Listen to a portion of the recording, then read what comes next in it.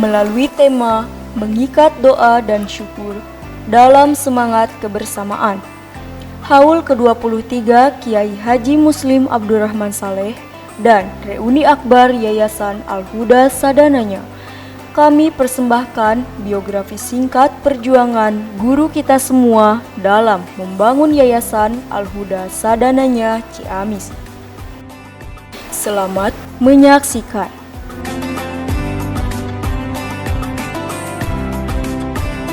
Situ Saur.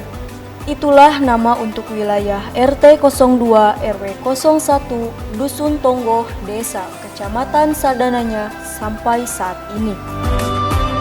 Sebutan itu lahir ketika Kiai Haji Muslim Abdurrahman Saleh dipupuhkan oleh Kiai Haji Khoir Afandi dari Pondok Pesantren Miftahul Huda Manunjaya, Tasikmalaya. Sebagai ajengan muda yang ditugasi menyebarkan dakwah Islamiyah, membina masyarakat, mengamalkan ilmu hasil mondok, dan membangun peradaban di kampung Situ Saur yang masih perawan. Ketika beliau pertama kali datang, wilayah ini rimbun dengan pepohonan dan masih jarang penduduknya. Awalnya, Bapak Haji Hanafiah mewakafkan situ seluas kurang lebih 60 bata kepada Haji Bakri. Setelah wafat, tanah ini diurus oleh ajengan Basyari kemudian ke Pak Ahmad.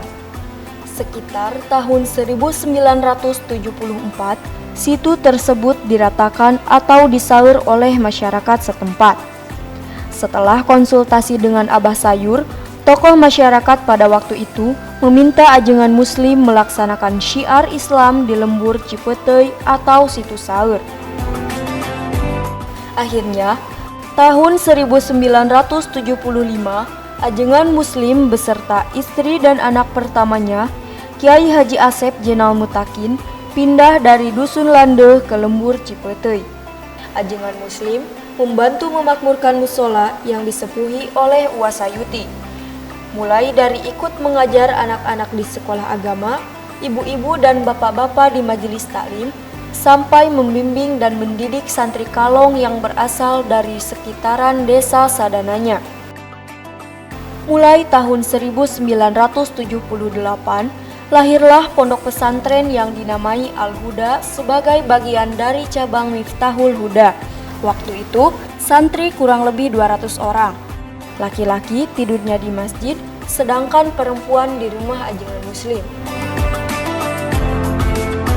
Materi pokok yang diajarkan di pesantren Al-Huda Sadananya adalah tauhid.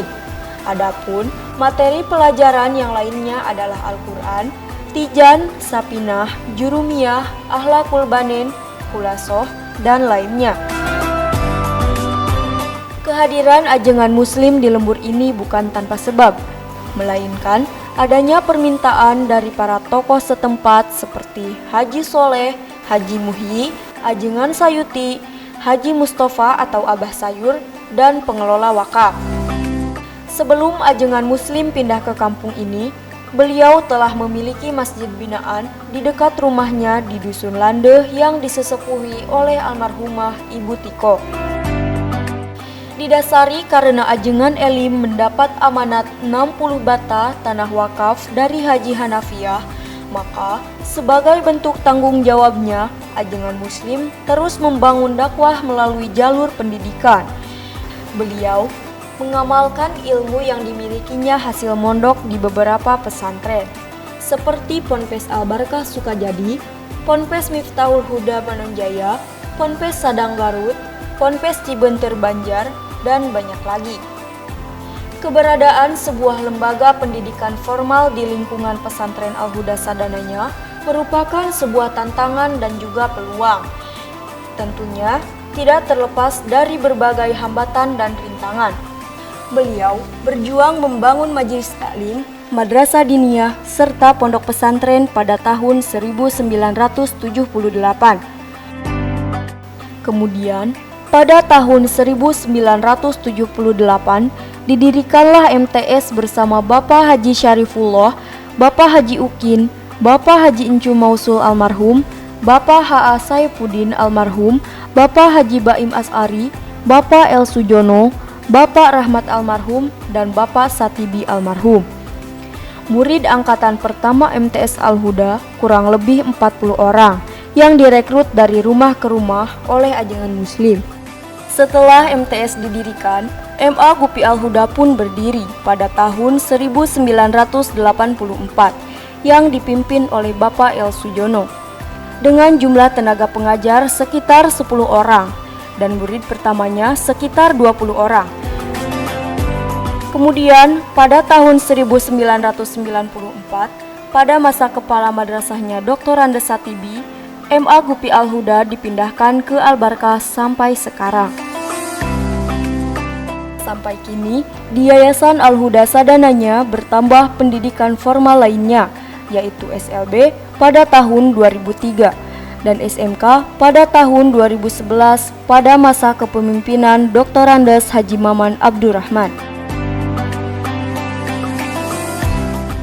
Semoga perjuangan para guru-guru kita, baik tenaga, pikiran, harta, dan waktu yang telah dikorbankan untuk ikut serta mencerdaskan kehidupan bangsa dalam rangka menjalankan dakwah di dunia pendidikan menjadi amal saleh timbangan kebaikan di akhirat, serta menjadi amal jariah yang pahalanya terus mengalir. Dan kita semua dikumpulkan kembali oleh Allah Subhanahu wa Ta'ala dengan para guru kita di surganya nanti. Amin.